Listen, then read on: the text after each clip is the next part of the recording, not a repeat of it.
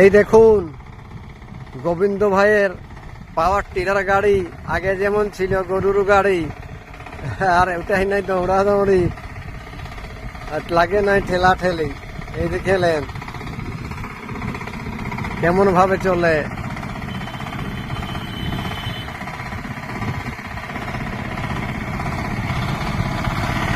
এই দেখুন, দেখতে থাকুন এই গোবিন্দ ভাইয়ের পাওয়ার টিলারের গাড়ি। দেখলেন কেমন ভাবে